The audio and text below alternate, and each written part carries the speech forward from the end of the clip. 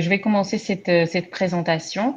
Je suis enseignante-chercheuse, chère professeure junior à l'Université Bretagne Sud. Je vais me présenter plus en détail après. Et je travaille en cybersécurité matérielle notamment. Donc, je vais essayer de vous expliquer ce que c'est et de motiver pourquoi on travaille là-dedans. Donc, comme programme, je vous propose ceci, même si on peut voilà changer en cours de route s'il y a des parties qu'il faut qu'on réduise ou qui vous intéressent plus, n'hésitez pas à me le dire. Je vais d'abord vous parler de moi-même et de mon parcours pour vous donner un exemple effectivement voilà un exemple personnel. Je vais ensuite parler de mon métier d'enseignante-chercheuse, de ma vision de ce que c'est que ce métier. Je vais motiver la sécurité matérielle, donc mathématiques en gros. Et après, je vais vous donner, sans être du tout exhaustive, une toute petite partie, un aperçu de mes activités de recherche dans la sécurité des drones maritimes, autonomes et de confiance. Et je vais finir vraiment très rapidement par ma vision, même si j'essaierai de la donner au fur et à mesure de la présentation, sur la place des femmes dans la cyber et dans mon métier en général. Donc, je vais commencer par qui suis-je. Donc, moi, je suis Maria Mendez Real, ça vous échappe pas, c'est pas d'origine française. Donc, je suis mexicaine d'origine et aujourd'hui, je suis française également et je suis enseignante-chercheuse. Donc, je suis à l'Université Bretagne Sud, c'est en Bretagne, donc, et à Lorient, qui est si vous connaissez pas, une petite ville sur le port, en fait, c'est un port. Donc, j'effectue ma recherche au laboratoire LabSTIC, qui est un laboratoire des sciences et techniques de l'information et la communication, et qui est un laboratoire qui a plusieurs tutelles, donc plusieurs universités qui ont des chercheurs au LabSTIC, dont l'Université Bretagne Sud, UBS, que vous voyez à la fin de la liste ici à gauche. Mais il y a aussi l'UBO, l'INSTA Bretagne, l'ENIB, l'IMT Atlantique, qui peuvent également vous parler sur toute la côte en fait en Bretagne. Donc maintenant, je vais vous parler un petit peu de mon parcours académique. Alors, j'ai pas, il y a des animations, mais là, vous voyez beaucoup de choses. Je vais vous parler au fur et à mesure. Hein, donc pareil, hein, vous pouvez m'arrêter. Donc, juste pour vous dire, donc j'ai compris que vous êtes collégiens, collégiennes et lycéens, lycéennes. Donc moi, en étant mexicaine, j'ai fait mes premières études au Mexique. Et j'ai eu la chance, vraiment, vraiment par chance, de faire un lycée franco-mexicain. Donc, j'ai suivi le même bac qu'en France on suit. Mais j'avais pas du tout la vision de ce que c'était qu'un bac français, puisque j'étais mexicaine et je connaissais pas le système. Donc, quand il a fallu choisir une spécialité, un bac S, STI, etc., j'ai vraiment choisi par rapport bah, aux disciplines et aux programmes de ces filières-là. Et celle qui m'intéressait le plus, c'était mécanique, bac STI, mécanique. Et je me souviens avoir eu justement des remarques de mes collègues qui étaient à moitié français ou français complet, me disant bah, finalement avec un bac STI en plus mécanique, t'es pas à ta place. Qu'est-ce que tu vas faire avec un bac STI? Tu vas rien faire, etc. Moi je connaissais pas du tout ce qu'on dit des bacs STI. Je savais pas que c'était peut-être mal vu parfois. Moi c'est ce qui me plaisait et c'est ce que j'ai fait. Et donc, je pense pas du tout qu'avec un bac STI ou peu importe quel bac, on puisse pas faire ce qu'on veut au final. Donc, j'ai effectivement fait un bac STI, ça m'a beaucoup plu. Et après, je me suis dit, bah, j'ai presque 20 ans, pourquoi pas aller à l'étranger et chercher une aventure en France, donc parce que je parlais le français du coup grâce au lycée franco-mexicain.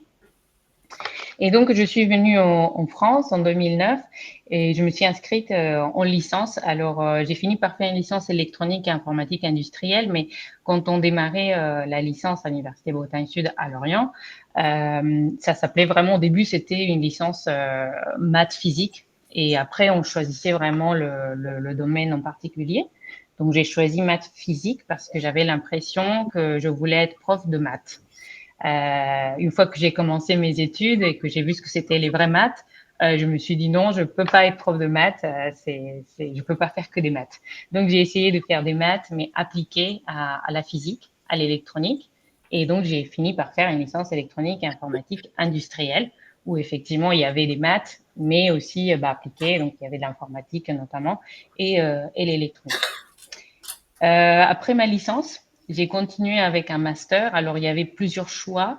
Je voulais rester là où j'étais. C'était le plus simple. En venant du Mexique, en ayant déjà déménagé à un autre continent, c'était le plus simple de rester. Donc, effectivement, j'ai choisi, pas forcément en ayant toute la connaissance de tous les masters ou toutes les possibilités qu'on pouvait avoir, mais en ayant la connaissance seulement des masters qui étaient sur place. Mais ça me correspondait très bien.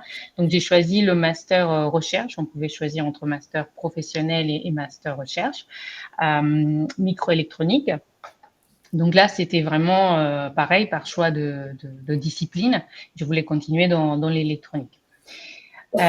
Ensuite, ces 2 ans de master, puisque c'était un master en recherche, la spécificité, c'était qu'on nous avait appris à faire un petit peu un état de l'art. Donc, on regardait des articles d'une thématique en particulier. C'était sur l'électronique, je me souviens plus exactement le sujet.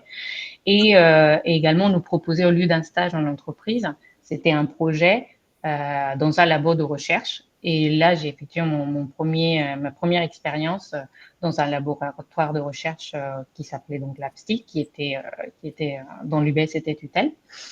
Et c'est là que les professeurs qui aujourd'hui sont mes collègues m'ont repéré, on va dire, et m'ont proposé de continuer en thèse avec un doctorat qui était en sécurité. Donc, c'était la première fois que je voyais la sécurité. Du coup, dans mes études avant, ce n'était pas une discipline qu'on abordait. Mais mon doctorat était en sécurité des processeurs d'e-many cœurs, donc des processeurs qui ont énormément de cœurs de calcul. Donc, c'est des très, très gros accélérateurs matériels. On parle de 1024 cœurs. Et donc, avec toutes les contraintes que cela apporte, en communication notamment. Et donc, c'est comme ça que j'ai fait un doctorat. Donc, encore une fois, sans savoir exactement quel métier je voulais faire après, même si depuis le début, je voulais être enseignante, on va dire, mais enseignante en maths. Pendant mon doctorat, voilà, ça s'est très bien passé. J'ai pu également aussi effectuer un séjour de recherche invité en Allemagne, à Bochum, à l'université de Bochum en Allemagne, de 4 mois, qui m'a beaucoup plu et qui a été ma première expérience, on va dire, internationale, la recherche étant très internationale aussi de fait. Donc, quelques remarques. Donc là, ça s'arrête là, je pense, mon parcours académique. En voyant ça et en faisant cette timeline pour vous, j'ai quand même quelques remarques par rapport à la journée d'aujourd'hui. Tout d'abord, en licence, comme je vous disais au début, c'était vraiment une licence un peu plus générale, donc maths physique. On était à peu près 30% de femmes et 70% d'hommes. Ça, c'était vraiment en 2009, hein, donc ça date. Et après, au fur et à mesure qu'on se spécialisait, les femmes allaient plutôt en informatique, un peu en maths, en physique, chimie, mais n'allaient plus du tout en électronique, ou en électronique et informatique industrielle comme moi. En master, on était 15 personnes, et de ces 15 personnes, j'étais la seule femme, par exemple. Donc au début, on était beaucoup de femmes, et puis après, on n'était plus que moi au master. Aussi, une autre remarque, c'est qu'en master, j'ai été majeure de promo. C'était la seule fois où j'ai été majeure de promo. Et j'étais très contente, mais la façon dont on nous l'a annoncé était pas très cool. Donc on était, je me souviens très bien. Aujourd'hui c'est un collègue, mais à l'époque c'était un professeur et il nous l'a annoncé. Je me souviens très bien. Il est arrivé et puis il a dit finalement les notes sont arrivées, elles sont là, tout est fini, tout est fini. Et puis la personne majeure de promo, c'est la seule femme. Est-ce que vous êtes fiers de vous? Donc les collègues, ils l'ont pas très bien pris. Moi, je comprenais pas, pourquoi c'était différent. Mais c'est vrai que moi, dans mes études, j'ai jamais senti que parce que j'étais une femme, j'étais pas à ma place jusqu'à ce jour-là. Jusqu'à ces jours-là où effectivement je reçois une remarque un peu pas très gentille. Je pense que c'était pas du tout personnel, etc. Néanmoins, ça n'a pas mis une très bonne ambiance dans la classe après ça. C'était la fin, donc c'était pas bien grave. Malgré tout, j'ai fait toutes mes études, j'étais majeure de promo et j'étais contente. Une autre remarque sur ça, c'est que je me suis dit aujourd'hui, je vais vous faire peur parce que vous allez dire, il y a une licence, il y a un master, il y a un doctorat de 3 ans, c'est beaucoup d'études pour être enseignante-chercheuse. C'est vrai, mais c'est pas vrai à la fois. Donc, à partir du moment où on commence un doctorat, en fait, c'est un contrat. Donc, je voulais dire que c'était un contrat professionnel, c'est un contrat comme un autre de travail. On cotise pour la retraite, etc. On est salarié.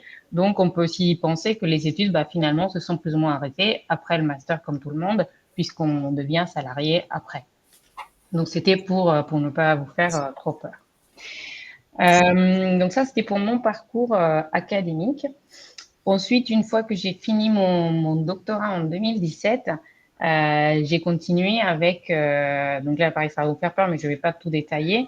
En 2017, j'ai fini mon doctorat et j'ai continué. Donc là, j'ai su que je voulais être enseignante, mais pas que. Je voulais être enseignante-chercheuse grâce à mon doctorat qui m'a fait vraiment envie de continuer dans la recherche.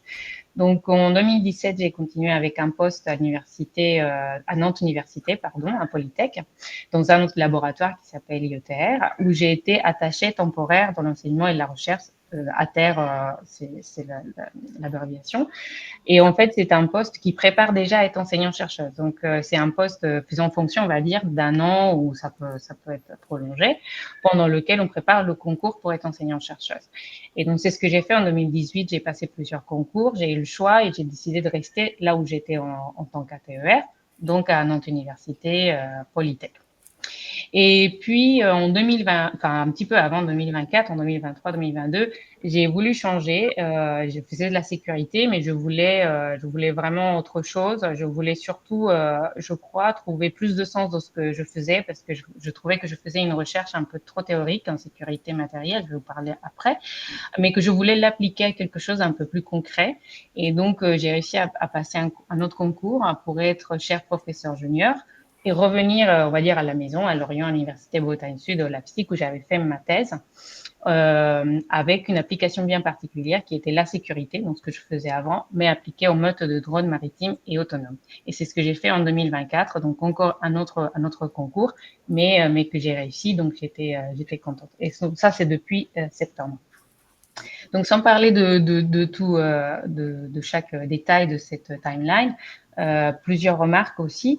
Donc, tout d'abord, tout d'abord, j'ai été lauréate de plusieurs distinctions, de plusieurs prix, de plusieurs projets.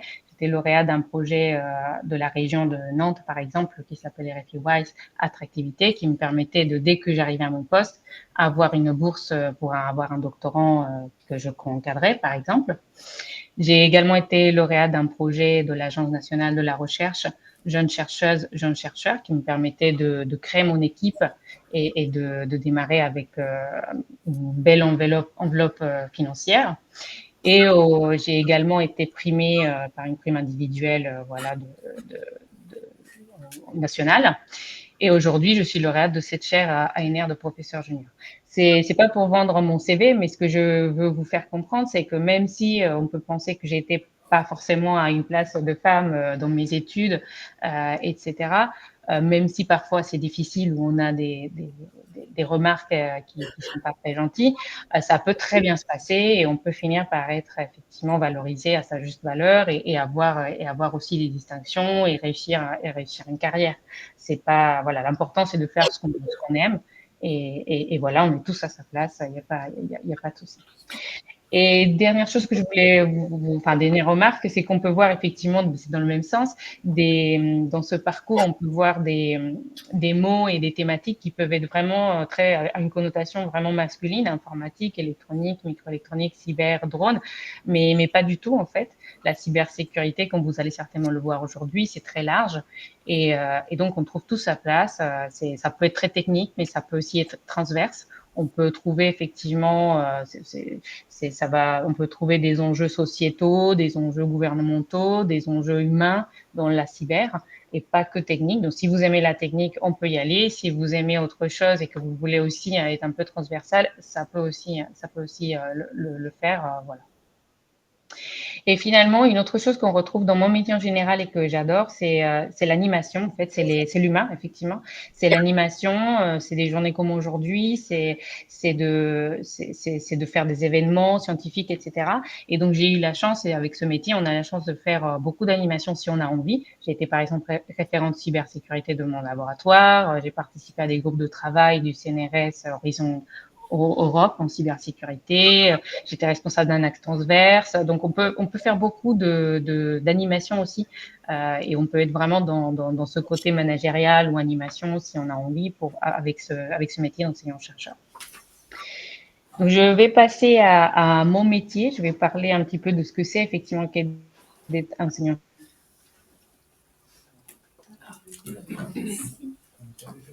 Chercheuse, vous le comprenez très bien, c'est assez clair. Il y a enseignante et il y a chercheuse. Donc, je vais faire de l'enseignement, effectivement. Donc, mon enseignement se fait dans l'université qui m'emploie, l'université Bretagne Sud. De ma part, je fais exclusivement mes enseignements dans un master Erasmus Mundus qui s'appelle Cyberus et qui est complètement dédié à la cybersécurité. On a 2 parcours, objets connectés, et on a le parcours cybersécurité qui est plus logiciel. Et donc, j'ai la chance d'enseigner vraiment que dans ma spécialité, ce qui n'est pas forcément toujours le cas, mais qui peut aussi se faire comme ici. Donc, c'est un master. En plus, c'est super parce que j'adore le côté international aussi de mon métier. Et ce master, c'est un master Erasmus Mundus qui donc a un consortium européen d'institutions. Donc, il y a l'Université Bretagne Sud pour la France, mais il y a aussi l'Université libre de Bruxelles, l'Université de Luxembourg. Et donc, on va recevoir des étudiants au niveau mondial, de toute nationalité, avec un consortium européen. Et puis aussi, je vais faire de la recherche. Donc, normalement, c'est 50-50 de nos temps enseignement-recherche. Donc, ma recherche se fait en sécurité matérielle. Moi, ce qui me plaît dans ma recherche, et si je devais en une ligne dire ce que c'est que ma recherche, c'est chercher et pallier aux vulnérabilités de nos équipements électroniques. Équipement, ça reste un peu réductif. Je pense qu'il faut même dire système, parce qu'aujourd'hui, c'est de plus en plus complexe. Donc, à nos systèmes électroniques, je parle de systèmes tels que nos téléphones portables, nos processeurs et aujourd'hui des drones. Donc, ça, c'est mon métier. Donc, c'est faire de l'enseignement, faire de la recherche. Alors, c'est un métier très collaboratif parce que dans l'enseignement, on a des étudiants très collaboratifs et très jeunes, je dirais aussi, parce qu'on a des étudiants côté enseignement, mais on a aussi côté recherche notre équipe de recherche. Donc, forcément, il y a des chercheurs, des collègues permanents comme moi, mais il y a aussi des doctorants, il y a des postdoctorants qu'on encadre, des stagiaires, des ingénieurs de recherche, etc. Donc, c'est pas un métier seul. C'est un métier vraiment collaboratif où on est avec beaucoup de jeunes et qui évoluent beaucoup. Donc, dans ma chaire de professeur junior, je fais moins d'enseignement qu'un enseignant-chercheur classique. Je fais que 64 heures contre 192 pour un enseignant-chercheur classique. Et en recherche, pour vous donner une idée, voilà, on a une belle équipe de 5-6 doctorants, un de postdoc, un stagiaire. Donc, on est tous en équipe, on essaye tous de faire notre recherche ensemble. Alors, pourquoi la recherche rapidement Donc, c'est ce que je vous ai dit. Finalement, ça s'est fait peut-être un peu par hasard que je suis dans la recherche. Néanmoins, je trouve ce côté, encore une fois, collaboratif. J'ai copié-collé la même chose. Moi, j'adore l'humain et collaborer, être en équipe. Donc, ça me correspond très bien. Et je trouve aussi que c'est un métier de liberté, puisque quand on fait de la recherche, on est libre de choisir sa thématique, ce qu'on essaye de... En fait, on recherche un problème, donc il y a plein de problèmes qu'on pourrait trouver, il y a plein de solutions qu'on pourrait trouver. Ça peut être très pratique, ça peut vraiment nous aider à trouver du sens parce qu'on travaille sur des systèmes, je vous disais, des systèmes téléphone portable, processeur drone, donc qui touchent tout le monde, qui sont là, qui sont vrais et qui peuvent nous aider à faire du sens dans ce qu'on fait. Qui sont très évolutifs puisque la recherche, ça peut changer. C'est pas ce qu'on a aujourd'hui, c'est pas ce qu'on aura dans 5 ans. On est à la pointe. Et puis, l'ambition d'un chercheur, je pense que c'est vraiment de contribuer à la construction du futur. Dans mon cas, contribuer à la sécurité des systèmes, de systèmes du futur, on va dire. Donc voilà pourquoi la recherche. Alors la cybersécurité, pareil, ça s'est fait peut-être un peu par hasard, mais non, je continuerai pour toujours dans la cybersécurité. Je pense que c'est tellement vaste qu'on peut tous trouver notre compte et notre envie. Mais c'est aussi, je pense, un sujet stratégique. Je veux pas juste dire que oui, il y a beaucoup de travail. Oui, il y a beaucoup de travail. Vous ne serez pas sans emploi, c'est sûr. Mais c'est pas juste ça. C'est que c'est stratégique, je pense, au niveau aussi de notre société, de notre gouvernement, de notre pays. C'est vraiment d'une importance majeure, je pense. Et ça touche tout le monde. Donc la sécurité de nos systèmes, que ce soit logiciel ou matériel, électronique, connecté, etc., ça touche vraiment tout le monde. Donc je pense que c'est vraiment important de travailler là-dessus. Et puis finalement, c'est très transversal, c'est technique, mais humain, sociétal, je vous le disais, réglementaire. Donc pour moi, ça a une importance majeure. Donc voilà pourquoi je suis là. Alors maintenant, je vais essayer de vous motiver la sécurité matérielle et ce que je fais un petit peu plus en particulier. Donc moi, mon objectif, c'est de contribuer à la sécurisation de nos systèmes électroniques, comme je vous disais, nos smartphones, nos processeurs, nos drones. Et la question, c'est pourquoi ces systèmes ou qu'est-ce qu'ils ont en commun. Donc, il y a beaucoup de choses en commun. Je pensais vous faire participer si j'avais été en présentiel. Maintenant, c'est un peu compliqué, donc je vais répondre moi-même à mes questions. Donc, quels sont les points communs de ces systèmes? Vous les imaginez déjà certainement. Donc, pour moi, ils sont accessibles. C'est des systèmes voilà, qui sont dans les mains de tout le monde. Et ça va avoir un impact aussi en sécurité. Donc, ils sont accessibles physiquement, facilement. Ils sont connectés entre eux et avec d'autres systèmes par plein de protocoles que vous connaissez, hein, Wi-Fi, Bluetooth, RFI, etc. Ils sont de plus en plus intelligents. Ça ramène aussi des contraintes et des problématiques en sécurité. Ils sont de plus en plus intelligents et autonomes. Ils sont limités en ressources puisque de plus en plus petits. Donc forcément à l'intérieur, toutes les ressources qu'on a, même si aujourd'hui c'est très évolué, notre téléphone a une capacité énorme de calcul, mais pour autant on est aussi limité en ressources. Donc les processeurs qu'on a à l'intérieur, c'est de la miniaturisation. Donc ça c'est important également. Et super important, ce sont des équipements qui n'ont pas été conçus à la base en pensant ou pour la sécurité.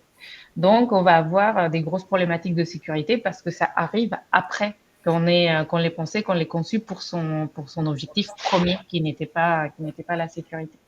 Donc, effectivement, pour moi, tous ces points en commun qu'on peut retrouver dans ces systèmes et dans plein d'autres constituent aussi des potentielles vulnérabilités communes.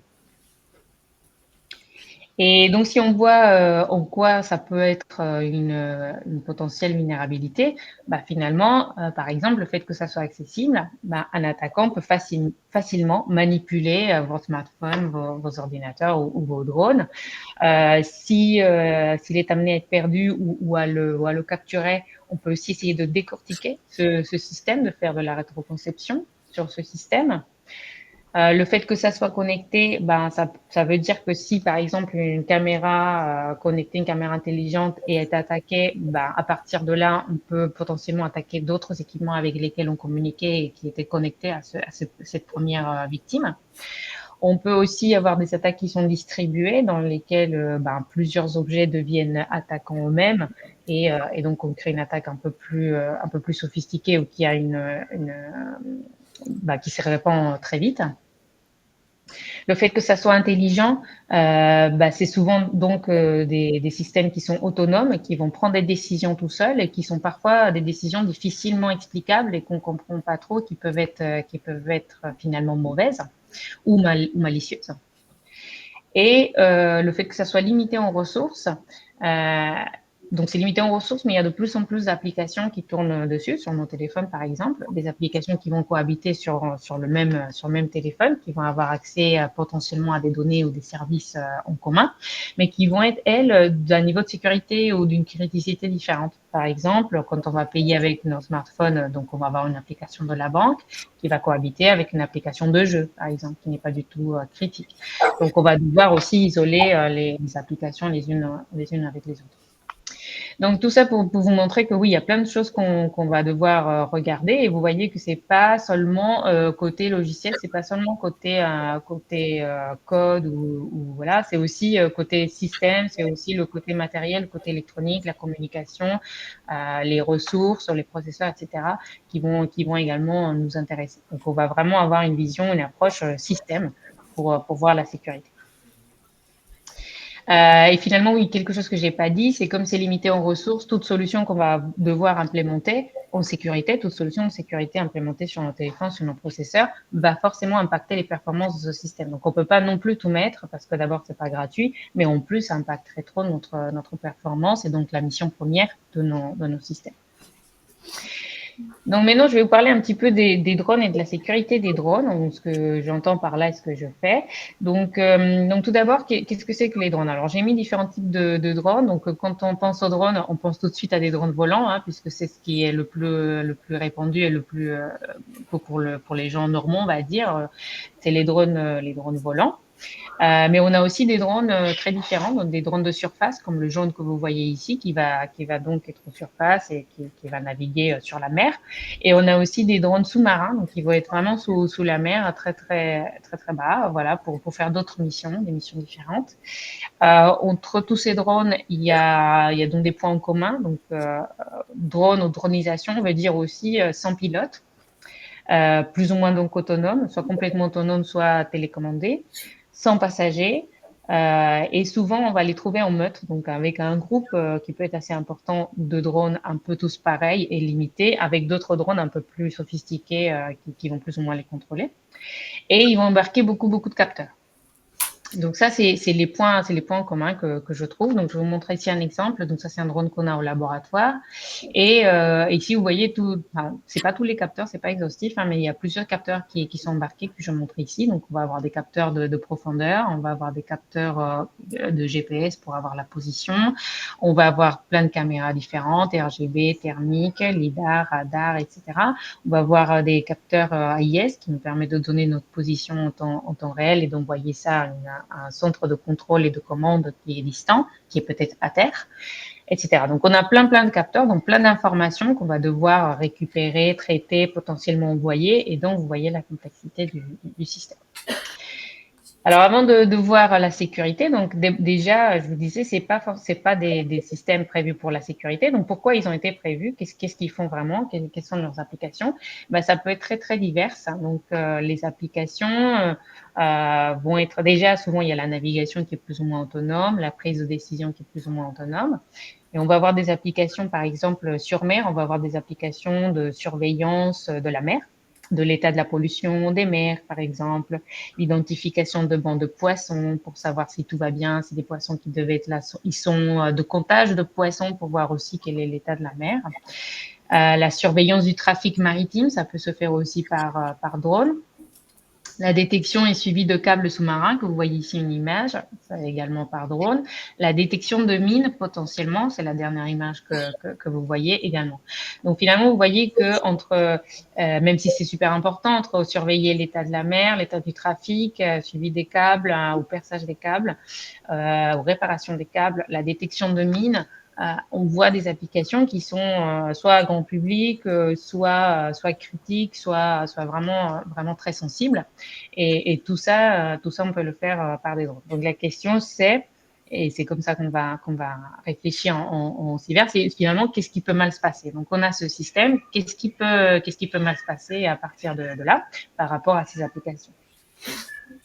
Donc ici, je vais vous montrer une autre image qui peut faire peur. Donc c'est une image que j'ai modifiée, qui n'était pas à moi à la base, que j'ai rajouté des choses dessus, mais qui montre en fait la complexité avec un essaim de drone ici, une mètre de drone que vous voyez avec les drones volants là. Un navire porteur qui est beaucoup plus gros ici, des petits drones porteurs, on va voir des drones sous-marins là, des drones volants, des drones à usage unique qui sont vraiment faits pour faire leur mission et potentiellement après on les jette ou ils explosent ou des choses comme ça. Donc on a plein d'entités différentes. Et donc, plein de choses qui vont pouvoir se passer. Donc, on a un centre de contrôle de maintien à terre souvent. Il va communiquer via Internet avec la meute de drones, donc les drones, dont les drones à l'intérieur de la meute vont communiquer entre eux aussi pour potentiellement se déplacer ensemble vers une direction, à faire leur mission. On va avoir également donc différents protocoles de communication interne, communication par Wi-Fi, etc. Et donc, dans tout ça, il peut se passer plein de choses. Un attaquant peut être partout. Donc, soit des attaques logicielles, puisque à partir du moment où on a Internet, il y a des attaques logicielles qui peuvent aussi arriver. Des attaques sur les communications, sur tous les capteurs que je vous disais, brouillage de capteurs, etc. Ça peut aussi arriver. Ce qu'on appelle des chevaux de Troie, qui veulent dire que même avant que le système soit mis en route, soit déployé, il y a déjà un dispositif malicieux, malveillant à l'intérieur du système. Ça peut aussi se passer, qui a été introduit dans les usines, par exemple, ou peu importe. Il peut aussi avoir une source physique externe, une personne qui récupère le drone, par exemple. Ça peut être même un plongeur qui récupère un drone, ça peut être un autre drone qui récupère un drone. Et donc, qu'est-ce qu'il va pouvoir faire, etc. Donc ça c'est vraiment construit là notre modèle de menace, qui sont les attaquants, qu'est-ce qui peut mal se passer et pourquoi. Pourquoi un attaquant, pourquoi une entité malicieuse ferait ça, quel est son objectif. Donc, je vais vous parler rapidement, par exemple, d'une attaque par usurpation GPS, donc on entend beaucoup parler. Donc ici, l'idée, c'est qu'on a un centre de contrôle de maintien à terre, qui est la partie verte, et on a un drone, ça peut être sous-marin ou volant, peu importe, de notre côté. Donc le centre de contrôle va lui donner un plan de vol ou un plan de navigation avec différentes coordonnées, etc. Il va dire, bah, tu te déplaces comme ça. Et le drone va lui envoyer de façon régulière sa position. Et il embarque un GPS. Voilà. Il peut être en mode guidé, donc on lui dit on va faire ça et il va le faire, ou alors en mode automatique, et enfin soit l'un soit l'autre, où on lui donne au fur et à mesure des commandes de navigation. Donc les GPS peuvent être usurpés ou peuvent être brouillés, ou on peut attaquer ces GPS, c'est ce qu'on voit souvent. Alors pourquoi faire? Soit pour ne plus donner du tout de signal, donc le drone va potentiellement être perdu, soit on va pouvoir donner des fausses coordonnées au drone, donc il va penser que lui il suit les coordonnées qu'on lui a données, donc plutôt la position que le centre de contrôle lui a donnée, la direction. Mais en fait, s'il part avec des fausses coordonnées, bah, finalement, il va se retrouver tout à fait ailleurs. Donc, il va prendre une mauvaise direction. Alors, quel est l'intérêt de faire prendre à un drone une mauvaise direction? Bah, soit de le faire se perdre. Donc, s'il est perdu un drone, bah, il ne pourra pas effectuer sa mission. On rappelle les missions, hein, suivi de bandes de poissons, suivi de câbles, suivi de détection de mines. Mais s'il est tout à fait ailleurs, bah, en fait, sa mission, elle n'a pas marché.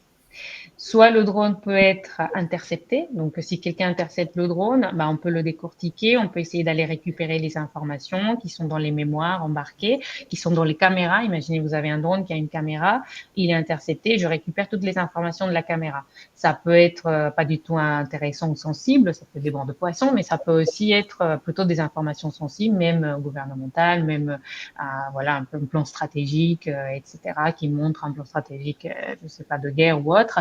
Ça peut aussi se trouver des informations sensibles de personnes, de vie privée, etc. On peut aussi vouloir dérouter le drone, donc le faire aller à un autre endroit pour que sa cible de la mission soit différente. Donc, imaginez que le drone doit faire un trou sur un câble, mais il est tout à fait ailleurs, et au lieu de faire sur le bon câble, il fait sur un autre et il perce un câble, ça peut être catastrophique. Ou si c'est un explosif, c'est pareil, c'est catastrophique.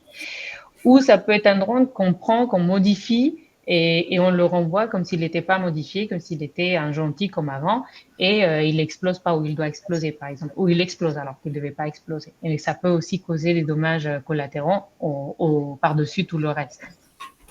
Donc, on peut avoir différents objectifs pour ce type d'attaque. Donc, il va falloir, une fois qu'on sait ça, il va falloir travailler sur la sécurisation de ces systèmes. Alors une façon, mais c'est pas du tout exhaustif, hein, mais une façon qu'on peut avoir, hein, une approche qu'on peut avoir, c'est la détection en temps réel d'un comportement déviant de ce drone.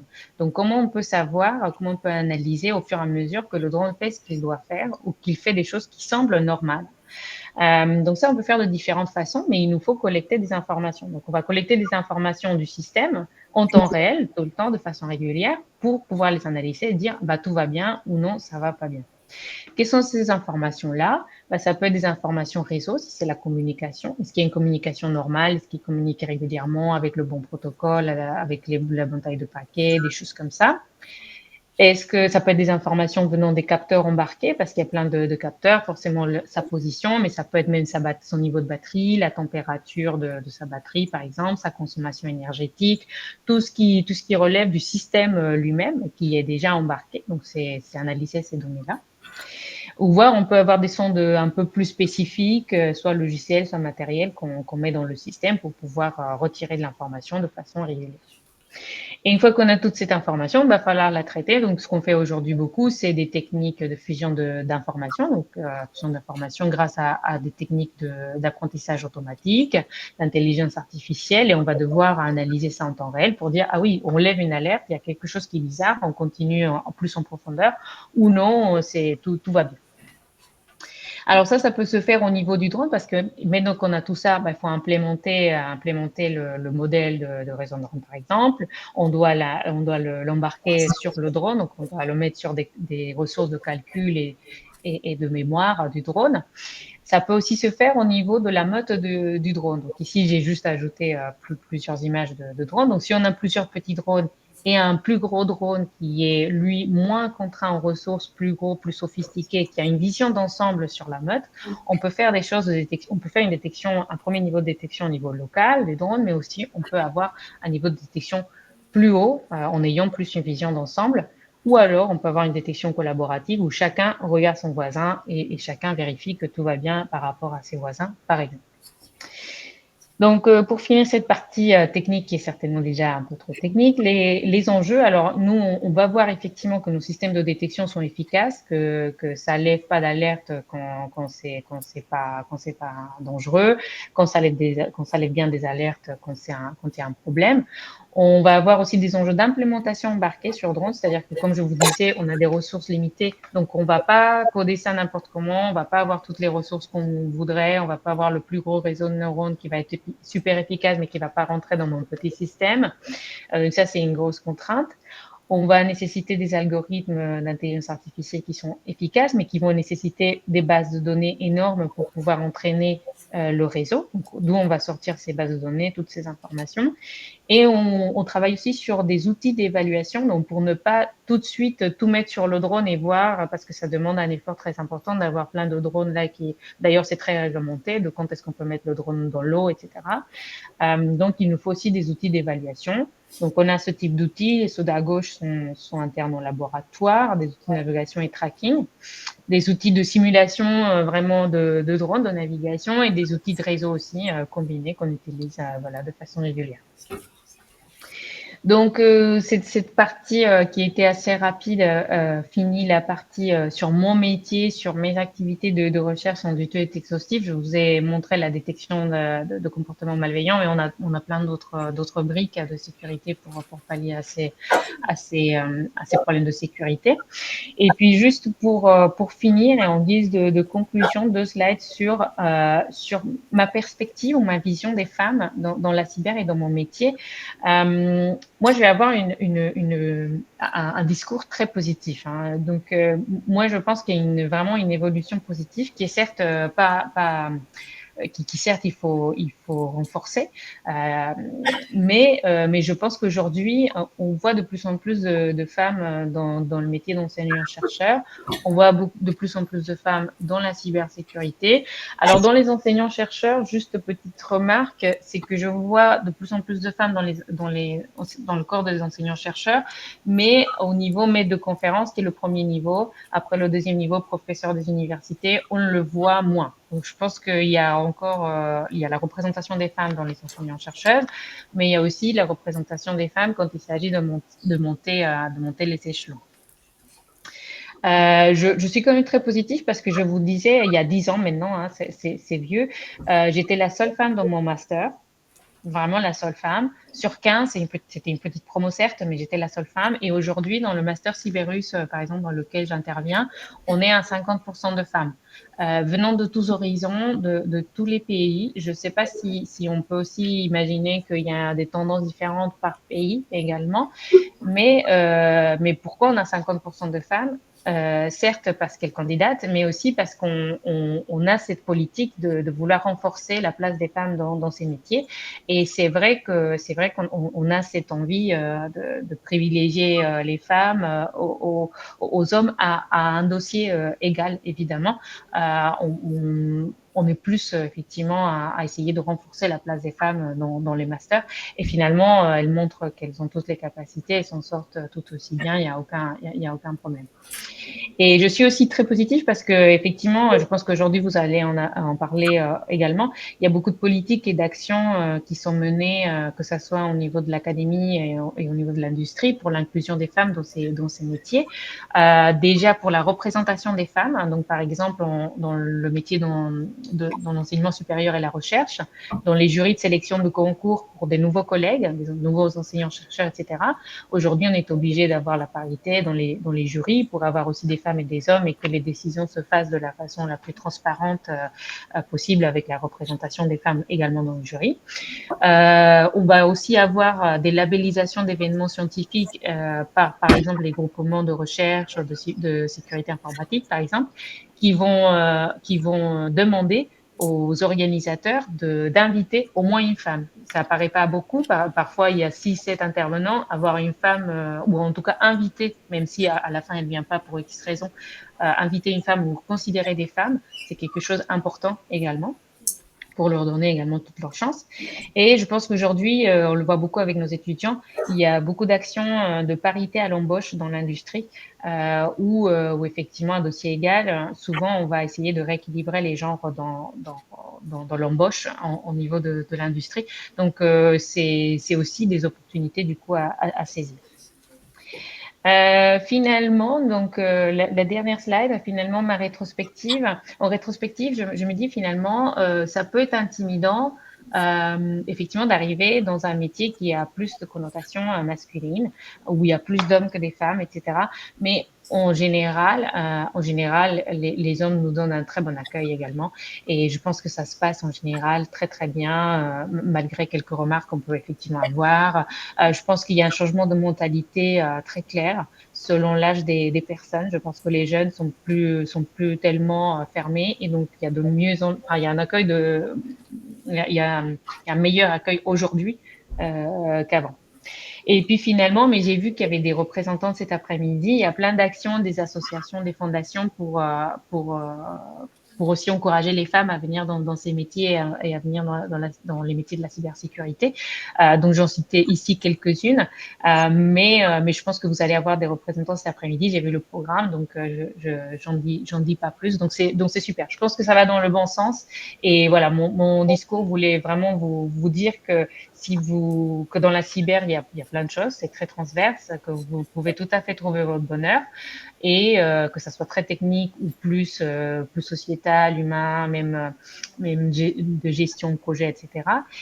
Et que finalement, si vous faites ce que vous aimez, ça va forcément finir par bien se passer. Donc voilà pour ma présentation. Si vous avez des questions, vraiment n'hésitez pas, et si vous voulez même me contacter après, ce sera avec plaisir que je reviendrai vers vous.